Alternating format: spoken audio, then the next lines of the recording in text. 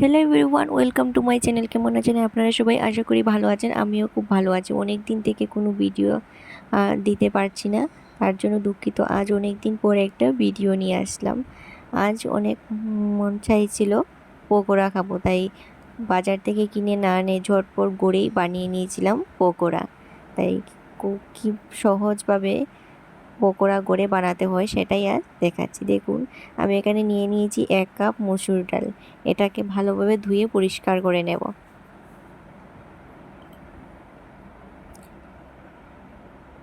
2-3 বার জল পাল্টে পাল্টে ধুয়ে আমি আবারও জল দিয়ে ভিজিয়ে রেখে দিয়েছিলাম 3 ঘন্টার জন্য। 3 ঘন্টা পর দেখুন ডালটা অনেকটাই ভিজে গেছে। এবার আমি একটা মিক্সিং জার নিয়ে নিয়েছি, তার মধ্যে দিয়ে দুবারে আমি এটাকে গ্রাইন্ড করে নেব। এই যে আমি সবগুলো মিক্সিতে গ্রাইন্ড করে নিয়েছি। আর লাগবে 2টো পেঁয়াজ আর কিছুটা কাঁচা লঙ্কা।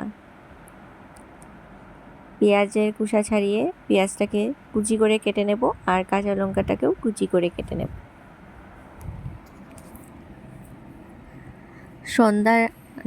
সন্ধ্যার আড্ডায় এইভাবে পকোড়া হলে, চায়ের সাথে পকোড়া হলে আড্ডাটা আরও জমে যায়। খেতে দারুণ লাগে, কিন্তু এইভাবে মধ্যে মধ্যে খেতে মন চায় এই ধরনের পকোড়া, চপ খেতে, তাই গড়েই বানিয়ে নিতে পারেন। যে কোনো জিনিস বাজার থেকে কিনে খাওয়ার থেকে গড়ে বানিয়ে খাওয়াটাই সব থেকে বেটার। তাছাড়া গড়ে বানিয়ে খেলে নিজেও খেতে পারবেন, আর গড়ে বাচ্চারা থাকলে বাচ্চাদেরকেও খাওয়াতে পারেন, কোনো অসুবিধা নেই। তাই আর বাজার থেকে কিনে কী করবেন, গড়ে ঝটপট বানিয়ে নেবেন। এইসব আমি দিয়ে এবার পেঁয়াজ আর কাঁচা লঙ্কাটাকে আমি ডালের মধ্যে দিয়ে দিয়েছি। এবার তার মধ্যে দিয়ে দেব পরিমাণ মতো হলুদের গুঁড়ো। এখানে আমার 1 চামচের মতো হলুদের গুঁড়ো লেগেছিল, আর 1/2 চামচের মতো লাল লঙ্কার গুঁড়ো দিয়েছিলাম। যেহেতু আমি কাঁচা লঙ্কা দিয়েছিলাম, তাই গুঁড়ো লঙ্কাটা একটু কমিয়ে দিয়েছিলাম পরিমাণ মতো লবণ আর কিছুটা পরিমাণ চালের গুঁড়ো। এখানে 1 চামচের মতো হবে চালের গুঁড়ো দিয়েছি। যেহেতু পেঁয়াজ দিয়েছি, তাই পেঁয়াজের জন্য এটা নরম হয়ে যাবে। হালকা একটু চালের গুঁড়ো দিলে খুব ভালো হবে, তাই অল্প একটু চালের গুঁড়ো দিয়ে ভালোভাবে এটাকে সব কিছু মিশিয়ে নিচ্ছি। এবার সব কিছু মিশিয়ে এটাকে ঢেকে রেখে দেব আধ ঘন্টার জন্য। আপনাদের কাছে যদি কোনো টাইমের শর্ট থাকে তাহলে আর রাখতে হবে না, করে নিতে পারেন ঝটপট। আমি যেহেতু একটু সময় ছিল হাতে, তাই আমি কিছুটা সময় রেখে দিয়েছিলাম।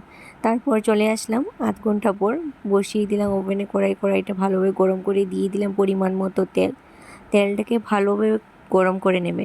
গরম করে এবার আমি চুলোর ফ্লেমটা লো টু মিডিয়ামে রেখে ছোটো ছোটো করে পকোড়ার আকারে দিয়ে দিচ্ছি। দেখতেই পাচ্ছেন ছোটো ছোটো করে আমি তেলের মধ্যে ছেড়ে দিচ্ছি।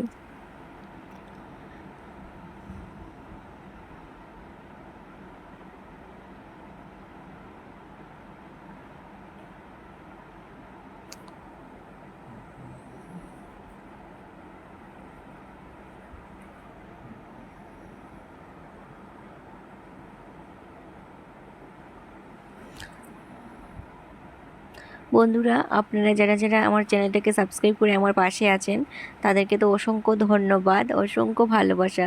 যারা নতুন এসেছেন তাদেরকে অনুরোধ করব, প্লিজ চ্যানেলটাকে সাবস্ক্রাইব করে আমার পাশে থাকবেন।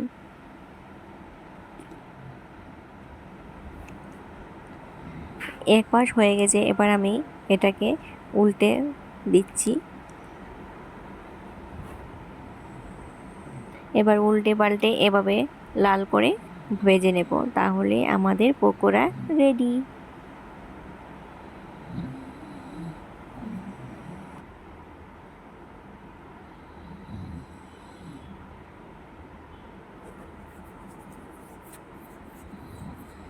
কারা কারা এই ধরনের খাবার খেতে ভালোবাসেন বলবেন তো? আমার তো খুব ভালো লাগে, আমার বানাতেও ভালো লাগে এই ধরনের পকোড়া, চপ, এই ধরনের জিনিস, আর আমার খেতেও দারুণ লাগে।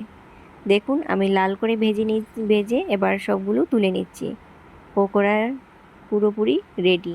এবার আমি আবারও এইভাবে ছোটো ছোটো করে দিয়ে দিচ্ছি।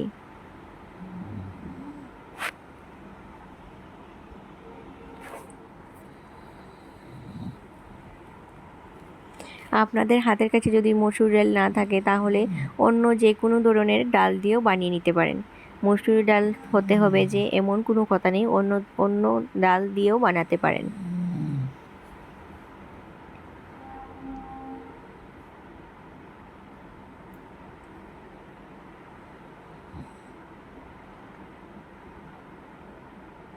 গরম গরম দুধের চায়ের সাথে বা কফির সাথে এই ধরনের পকোড়া হলে অসাধারণ লাগে খেতে। দেখুন আমি এইভাবে ভেজে লাল করে ভেজে সবগুলো পকোড়া নামিয়ে নিচ্ছি। পকোড়া আমার রেডি।